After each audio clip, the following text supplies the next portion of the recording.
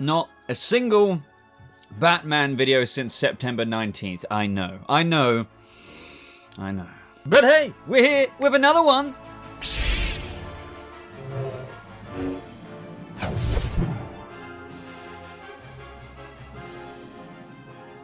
No, but really, how's it going, Bat Family? Welcome back to another Shut Up Phone notification. Okay.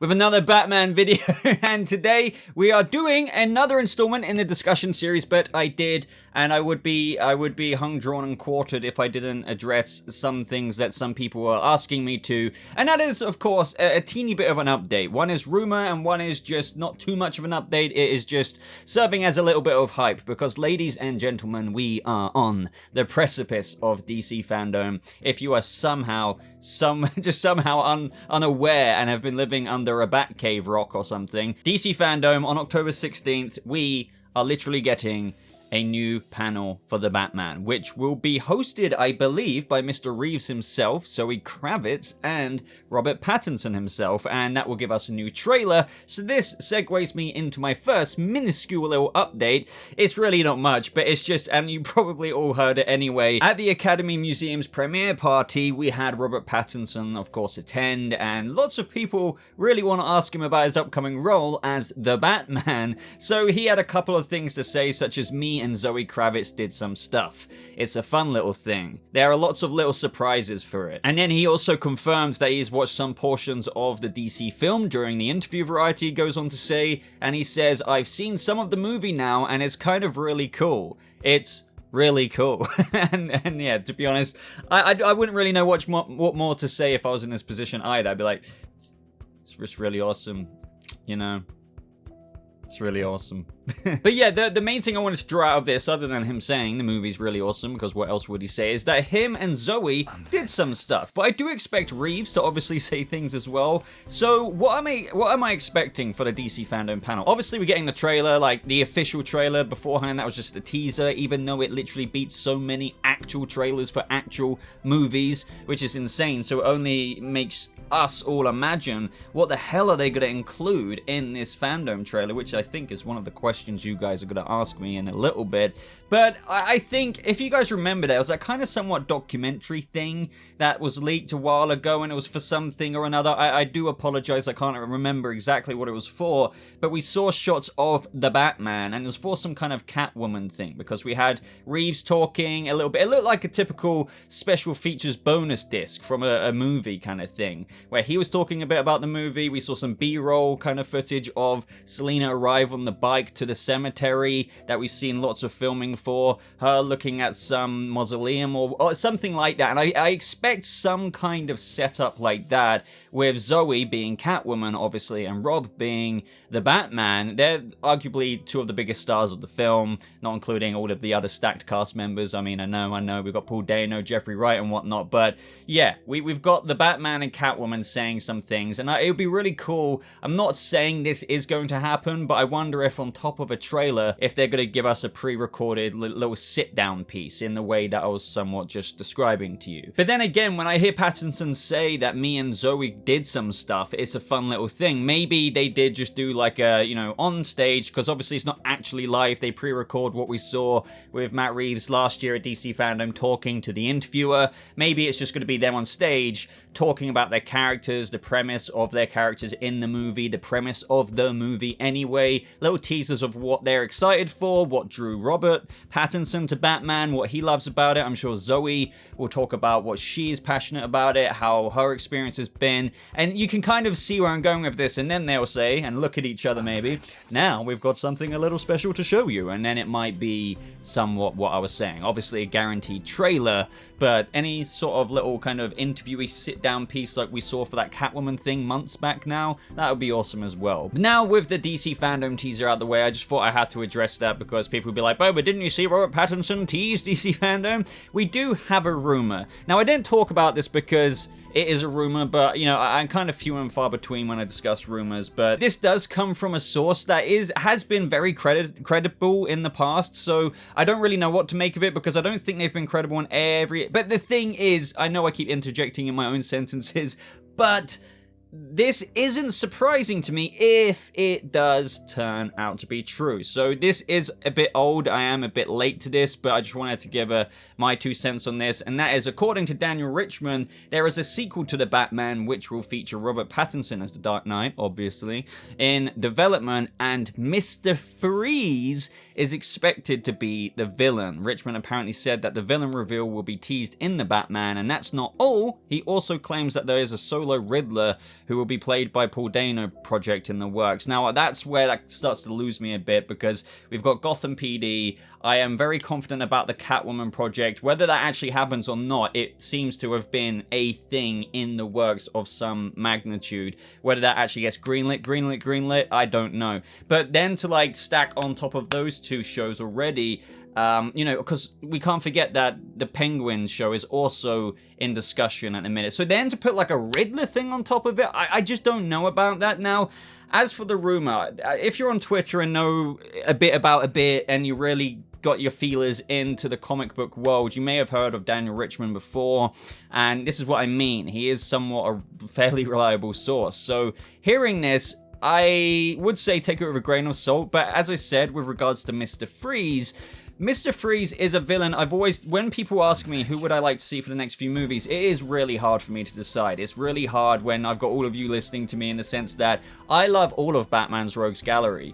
And I am also in agreement with people who say, isn't it time for other members of the Rogues Gallery to be in the spotlight from maybe of the lesser known characters, or characters that haven't really been realized in movies before? For example, we've had Mr. Freeze before, we've had Penguin before, but as much as I agree with that, don't forget that those iterations were very campy and flamboyant when we had Arnold's, you know, Mr. Freeze and whatnot. So I feel like, yes, we have had a Mr. Freeze in the Batman movie before, but like, you know, when if they do it for this next upcoming movie, it will be kind of like the first time doing it in my mind, because it will be with the actual grounded lens that all of us want, it compared to that of what we saw with Arnold's Mr. Freeze all those years ago now. So, Mr. Freeze, going back to the main point, when I've talked about what villains could I actually imagine them doing, I feel like I've said before that Matt Reeves would probably strive for a mix of both.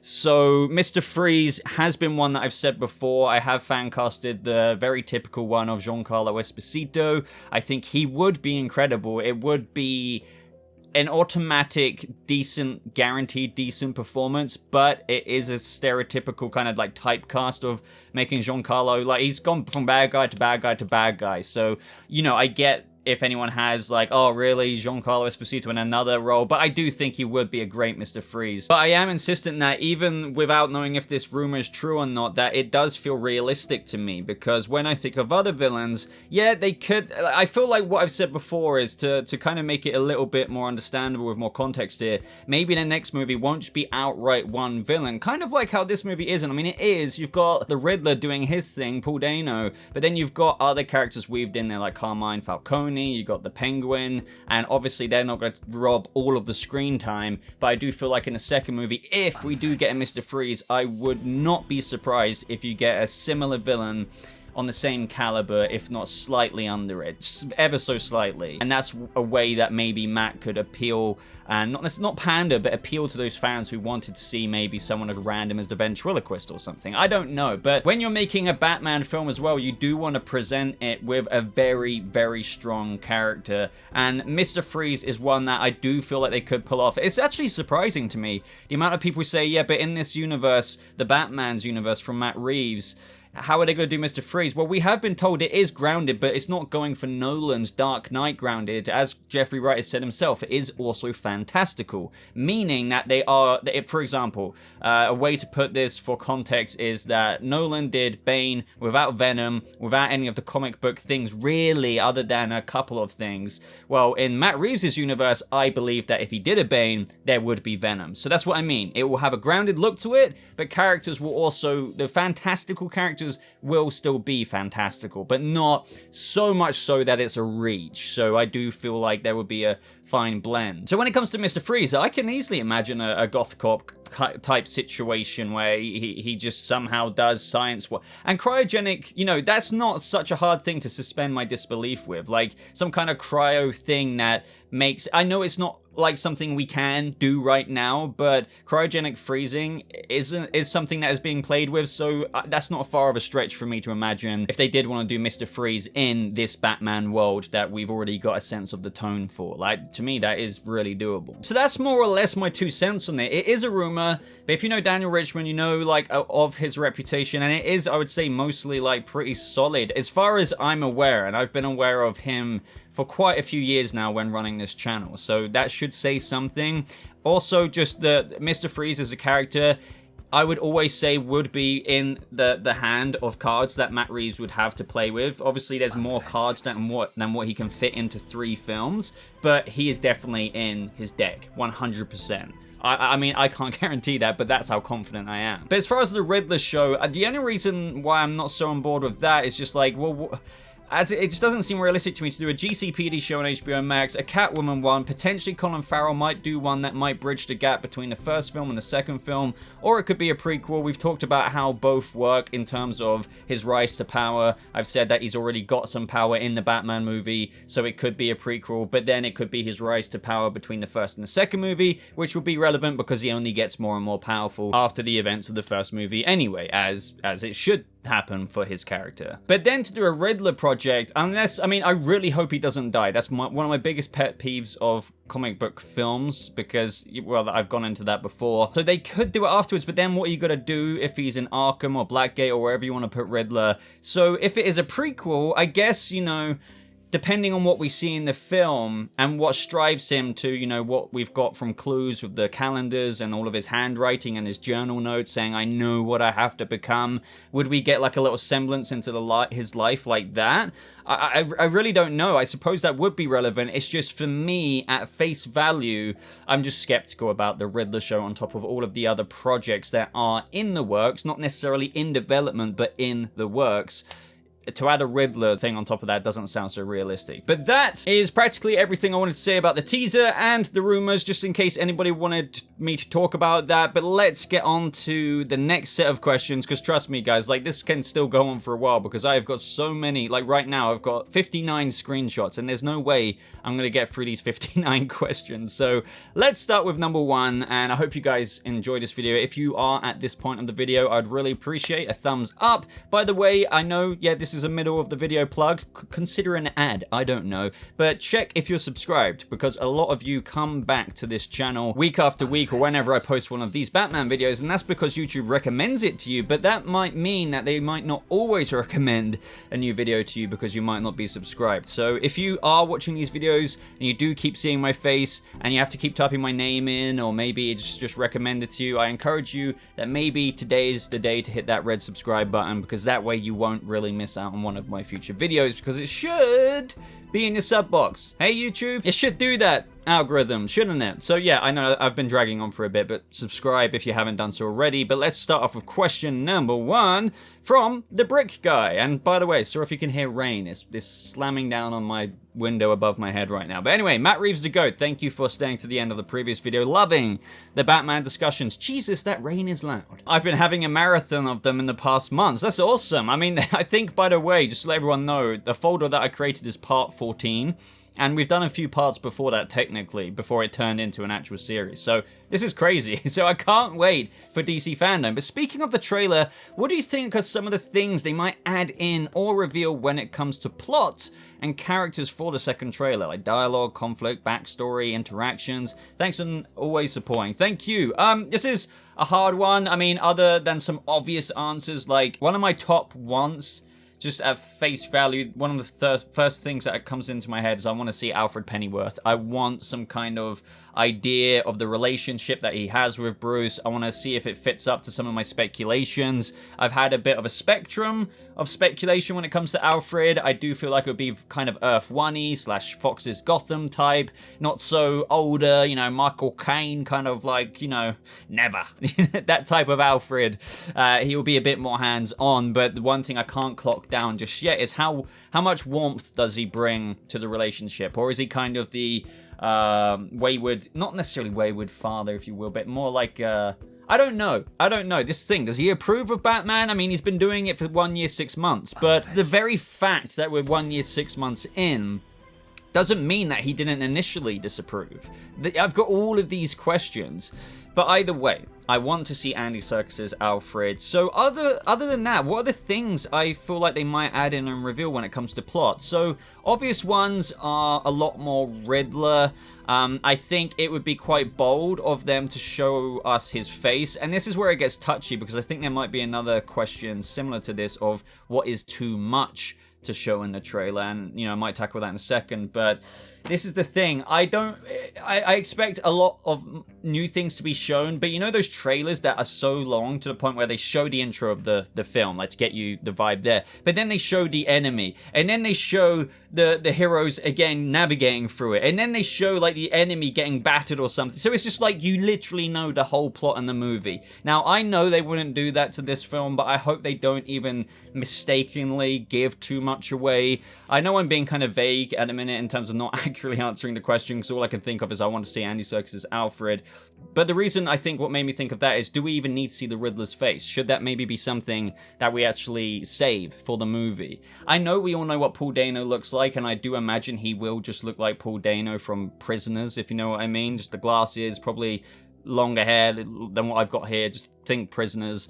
But I still feel like they should save his actual look, maybe, keep the Zodiac Killer type mask on his head in the trailer. Let me know your responses to this down in the comments, because yeah, would that bother you? Do you want some things kept like that? I think we should definitely see Alfred because it's Alfred, but should they save the Riddler to be a bit more ambiguous? I think they should show us Carmine Falcone, even if it's just 4 seconds of him saying a line to someone like Oswald Cobblepot. I would like that. I think seeing more Batman in combat is a no-brainer. It doesn't have to be the same format as actually showing us the scene of where he was going like that again and again, but I think even maybe a montage of like, maybe there's some audio kind of, added over the trailer, and you see like various fights of Bruce, and it'd be really cool if they just cut it and then cut it and then cut it in doing similar moves. Do you see what I mean there? And that might just be like a 8 to 9 second montage segment of the wider trailer. That would be really cool. I can imagine something like that.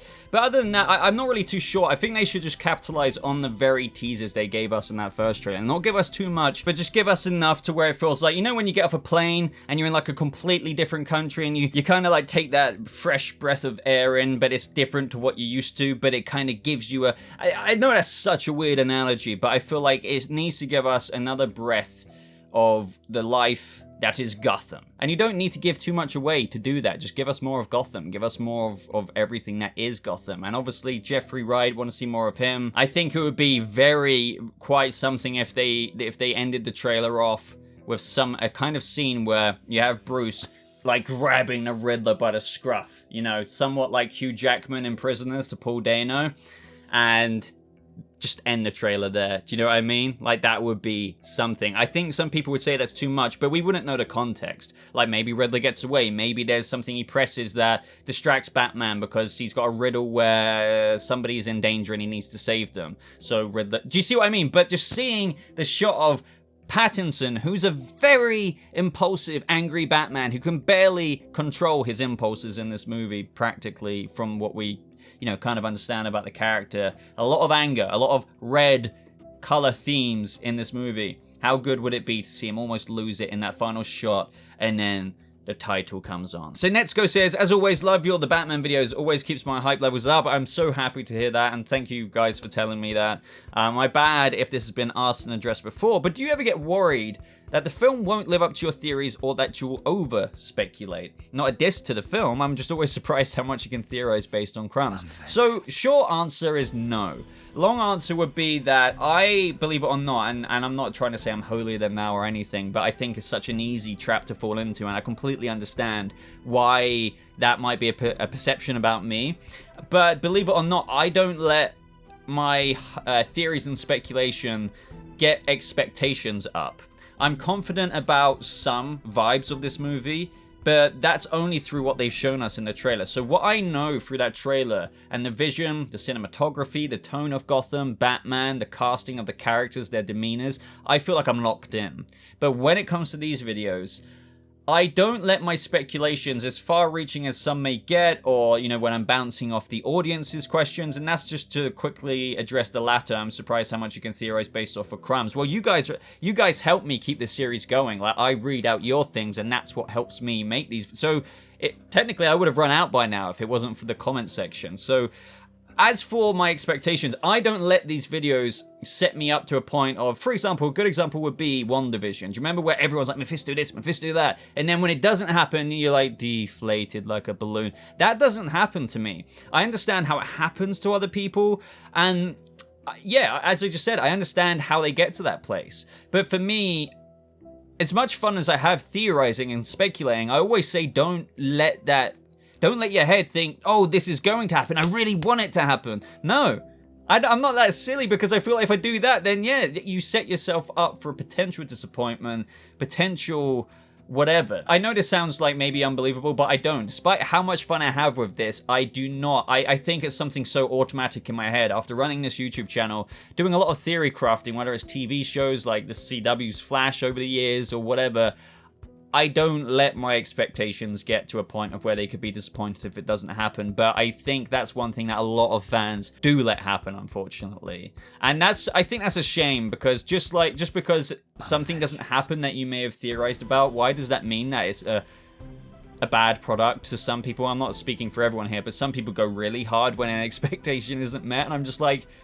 the film never told you that, the TV show never told you that, so why are you, do you see what I mean? So, no, not at all. Yeah, that was I did say long answers. So yeah, am I ever worried that the film won't live up to your theories or I'll over speculate? No, honestly, I'm really not, because I think for me that my secret ingredient there is that everything I've seen officially from the film has my own green lights lit up to such brightness and oversaturation. I'm already happy with what I've seen, so anything I do after the fact is just fun and games, and I do not expect that to be in it, nor will it upset me if it isn't in it, even if there was a little desire of, oh, that would be cool, you know, I think because I already like where this is going. So I just think some people get head over heels into it and like, oh my god, and then it doesn't happen, and it's like, oh. So I'm gonna put some dirt in your pizza. Says, okay, that was a bad impression. These videos are amazing. Boba, it really keeps the hype alive for the bat. Thank you, you guys are so kind. No, seriously, I really do love hearing feedback, and the kind words make my day, because if, I always say this, it's cliche, but if I wasn't being watched through this camera lens right now, I would have, at some point, have stopped posting YouTube videos. I do have a lot of passion, but, you know, I'm not gonna do this for 4 years and then still do it with 7 views. So you guys make this a thing for me, so thank you. I really do appreciate it. So a lot of the Batman fandom appreciates it. So, and we're getting closer to DC fandom. So excited to see what they have in store for us for the Batman. Me too. I'm very excited to see just more of the world. Like, that's enough for me. It really is. And, you know, wearing the Batman t-shirt right now. Anyways, I don't know if you'll see this, but when the Riddler is eventually unmasked in the movie, how do you think it will look like? I feel like it will have a more gothic look to him. Question number 2, if the new trailer is a song played in the background like Something in the Way was in the previous trailer, would you, what would you be, can't speak right now. What would be your personal song choice? Would love to hear your thoughts. Okay, so question numero 1 is the look. So what do I think the Riddler will look like? I've kind of briefly just said something about that, I think, and that was, I do think that Paul Dano will just look like Paul Dano, and he usually does sport semi-long hair. As I keep referencing, if you've watched Denis Villeneuve's, if I pronounce his second name right, The Prisoners movie, I think he would just look like that. I'm probably showing it on screen right now. I would actually be outright shocked if they just shaved his head. I'm pretty sure from behind the scenes photos that he's even posted, he had long hair around the time. Long story short, I think Paul Dano will look like Paul Dano in Prisoners. And I think I mean, obviously he's cast as Edward Nashton, the Riddler, so he looks like that type of guy anyway if you give him glasses, and lo and behold, you have the Riddler. So that's all I really have to say about that. I think that will be his look when the mask is taken off. I don't think he will be like very gothic looking. I think he would just be glasses. Well, yeah, what you're seeing on screen. As for the song played in the background, okay, so this is for the trailer. Such a hard question, honestly. I personally, as a huge Nirvana fan, would love them to carry that theme. I know that it may be like, oh, as if they're gonna do another Nirvana song. They'll probably do something, but that would be amazing if they could somehow incorporate another Kurt Cobain song. That would be incredible. Something in the Way was so perfect in of itself. The chords in that song do literally go hand in hand with the Batman's theme.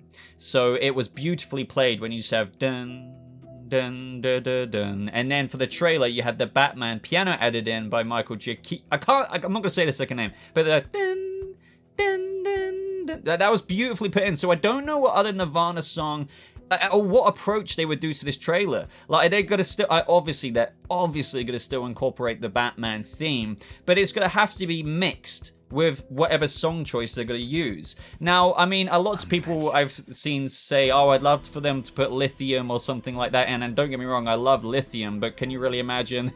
I can't imagine the Batman trailer with them. That's just too on the nose, you know, like, but I do feel like grunge does really work with this world, so if they could find another one, and I've seen people reference Polly by Nirvana, it's a creepy song, but I still feel like I can't imagine the mix. So honestly, my answer here is I don't know till we know, because you really have to put your head in the fact that they are going to probably mix, like a custom mix, like what they did with Something in the Way.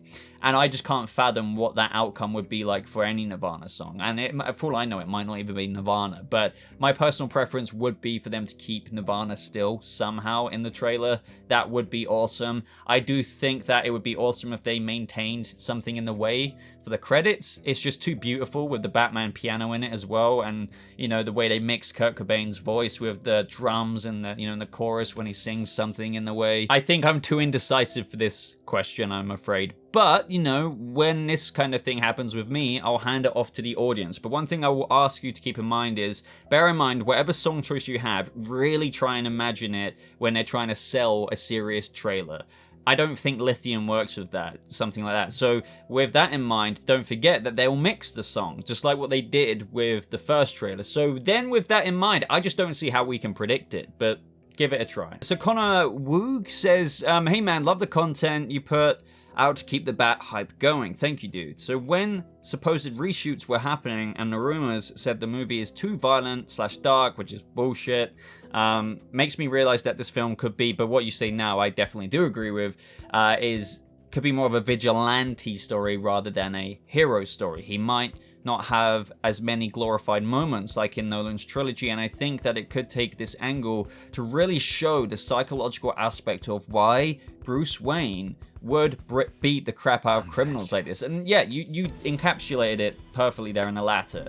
This movie, The Batman, he's not a hero. He is not the person he's going to be. I've said that it's probably like going around in circles at this point, but I am recycling what Matt Reeves said. So you did encapsulate it there right perfectly, because he will, like, think about it. Pattinson's meant to be a mid-30s Bruce, most likely, as per Pattinson's age.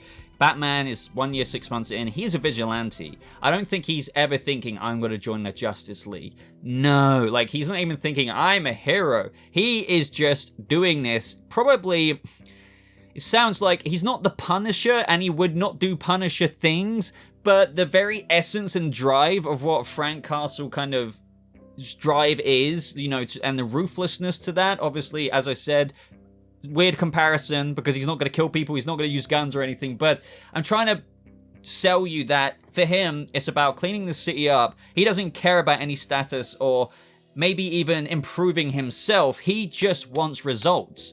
But he's not getting the results he wants after 1 year, 6 months. You know, that's frustrating him. And that's why he's so, like, ruthless in his execution of fighting sometimes, like we saw in that trailer. So weird Punisher comparison, but yeah, I think after he figures himself out, that's when the hero will emerge more, and the beast of the Batman, hence Ego being so relevant for this movie, like Batman Ego, the comic, the graphic novel, sorry, because it is about tempering the beast between Batman and Bruce Wayne, and a similar thematic thing for Frank Castle, funnily enough, for the Punisher. You know, he is ruthless, he is a bit of a beast, but the humane side of him does come out the more his journey unfolds. Same with Mr. Bruce Wayne here. And that is such a relevant take of Batman, because as much as people say, oh, my Batman and this Batman, he starts off as a mother frickin' angry guy. It's Batman, for crying out loud. But 5 to 10 years into his career, yes, he's much more of a hero. And I'm not saying he isn't a hero, by the way, but the very relevant stamp that you would literally go, it would be vigilante, like angry vigilante. You would stamp that on his file. And then throughout the trilogy, that's what I mean about what I've spoke about in recent videos in this discussion series. It's a linear character study across 3 movies. Kind of like Joker in of itself. That one movie was a character study on Arthur Fleck and the Joker. This is arguably a character study, and I think he will be spending the whole trilogy figuring himself out, but by the end of the first movie, it will be the very thing that put his little player model on the Monopoly board, so to speak. But before that, he was trying to gruel and grind and punch his way there. But then, throughout the second and third movie, you can get your little player piece and go beep, beep, beep, beep, beep, into hero-dom, hood. Hero, I don't know. Weird analogies, but you get my vibes. So ladies and gentlemen, I'm going to end this video here, but if you are interested in seeing more videos like this, let me know down in the comments below, and you can most definitely let me know by leaving a like on this video. I will post another one as soon as I can, especially if it gets a ton of likes in a short amount of time, and that's asking a lot, especially considering how long this video is and that I'm requesting this at this point, but I think that will go to show how many people are still very much so enjoying this. So hey, like the video, I'd really appreciate that. As always, continue to ask questions. I am always gathering them, so if you're feeling like, is my question ever going to be featured? At some point it probably will be, because I've got a massive backlog of them. Plus, after the trailer releases at DC FanDome, we're going to have a whole kind of new bunch of speculation to go over out of the new bits of footage that we get from that. So it's going to go on for some time. I don't want to milk it, so you know, I do post them not every freaking day or every other day.